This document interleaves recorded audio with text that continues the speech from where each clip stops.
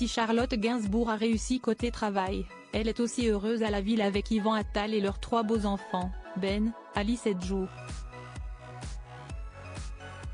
Mais avec son aîné, la comédienne n'a pas toujours eu des rapports apaisés comme il l'a révélé dans les colonnes du magazine Aime le Monde. À tout juste 26 ans, Ben Attal commence à se faire un nom dans le milieu du 7e art. Celui qui s'est pourtant lancé dans un premier temps dans l'univers culinaire multiplie les projets devant la caméra. Une industrie dans laquelle s'illustrent depuis plusieurs décennies ses célèbres parents Yvan Attal et Charlotte Gainsbourg. Du côté de sa génitrice, Ben Attal peut se targuer d'avoir en filiation Serge Gainsbourg et Jane Birkin, ses grands-parents aujourd'hui disparus. Il n'a d'ailleurs pas toujours eu une bonne image de son grand-père qu'il a toujours détesté et qu'il trouvait grossier, dégueulasse, alcoolo.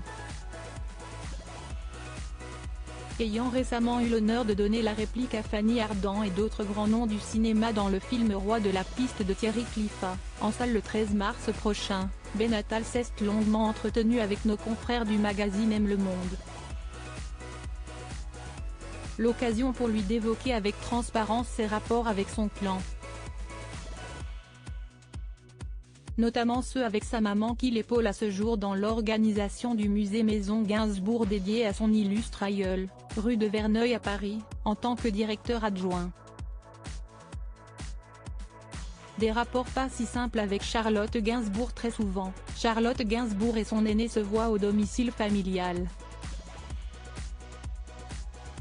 Si la bonne humeur et la légèreté sont au rendez-vous, cela n'a pas toujours été le cas. Pendant des années, on a été en guerre, a reconnu Ben Attal. Et là, on se voit tous les jours, si est drôle.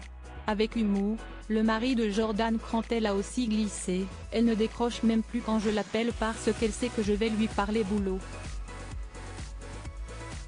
Au cours de l'entretien, le neveu de Lou Doyon a révélé qu'il a toujours rêvé d'être acteur, mais j'avais honte de l'avouer, a précisé Ben Attal avec sincérité.